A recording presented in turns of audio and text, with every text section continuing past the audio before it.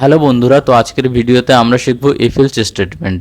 এবার if else statement শেখার জন্য দেখো, ফার্স্ট আমি ইন্ট a ইকুয়ালস টু 5 আর ইন্ট b ইকুয়ালস টু 10 দুটো ভেরিয়েবল ডিক্লেয়ার করে নিলাম। এবার তারপর আমাদেরকে জানতে হবে যে ইফ এলস স্টেটমেন্টটা আমরা কোথায় ইউজ করি। ইফ এলস স্টেটমেন্ট আমরা তখনই ইউজ করি যখন আমরা যদি এমন কিছু করাতে চাই যে যদি কোনো কন্ডিশন ট্রু হয় তাহলে আমরা একটা কাজ করব, আর যদি কোনো কন্ডিশন ট্রু না হয় ফলস হয় তাহলে আমরা অন্য কোনো কাজ করব। তাহলে এইরকম সিচুয়েশনে আমরা ইফ এলস কন্ডিশন ইউজ করি, ইফ এলস স্টেটমেন্ট ইউজ করি। এরপর দেখো, আমরা ইফ এলস স্টেটমেন্টগুলো লিখে নিয়েছি। ফার্স্ট আমাকে কি করতে হয়, ইফের সঙ্গে আমাকে ফার্স্ট ব্র্যাকেটে কন্ডিশন দিতে হয়। এলসের সঙ্গে কিন্তু কন্ডিশন হয় না, ইফের সঙ্গে ফার্স্ট ব্র্যাকেটে কন্ডিশন দিতে হয়, এলসের সঙ্গে হয় না। এবারে দেখো কি চেক করছি, if a is greater than b, তাহলে এই লাইনে আমি দুটো নাম্বারের অ্যাডিশন করতে চাইছি, এ আর বিকে অ্যাডিশন করতে চাইছি। আর যদি এই কন্ডিশনটা ট্রু না হয়ে ফলস হয়ে যায় তাহলে আমি এলসের মধ্যে কি করাতে চাইছি, এ আর বিকে মাল্টিপ্লিকেশন করাতে চাইছি।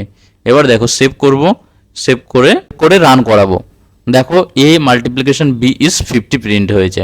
ফার্স্ট এখানে কি হলো আমাকে বুঝতে হবে যে দেখো এ ইজ গ্রেটার দেন বি, এই কন্ডিশনটা এখানে দেখো ট্রু হয়নি, ফলস হয়েছে, কারণ এ 5 আছে বি 10 আছে। যেহেতু ফলস হয়েছে ও এলস ব্লকে গিয়ে মাল্টিপ্লিকেশন করেছে, দেখো মাল্টিপ্লিকেশন করেছে। এই লাইনটা কিন্তু প্রিন্ট হয়নি, ইফের সঙ্গে যে লাইনটা ছিল সেটা কিন্তু প্রিন্ট হয়নি। এবার সাপোজ এখানে যদি এই সত্যি সত্যি 10-এর থেকে বড় হতো, বি এর থেকে বড় হতো, যদি এখানে এ ইকুয়ালস টু 50 হতো তাহলে কি হতো, তাহলে দেখো এবার সেভ করছি, সেভ করে কম্পাইল করছি, কম্পাইল করে রান করছি। দেখো এবার এবার কি প্রিন্ট হলো, এ প্লাস বি ইকুয়ালস টু 60।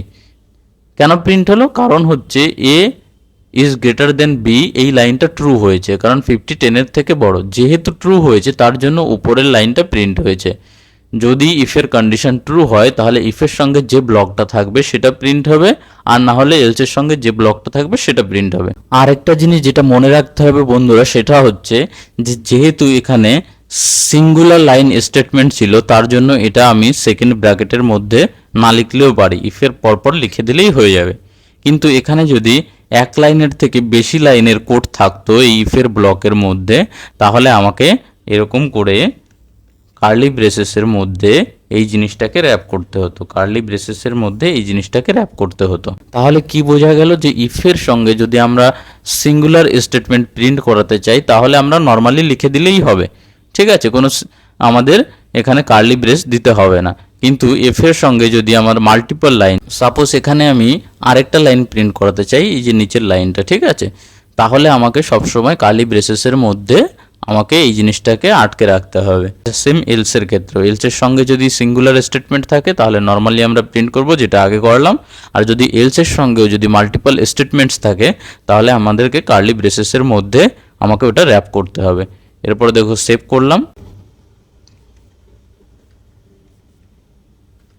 দেখো A plus B equals to 60 আর A minus B equals to 40 print হয়ে গেছে।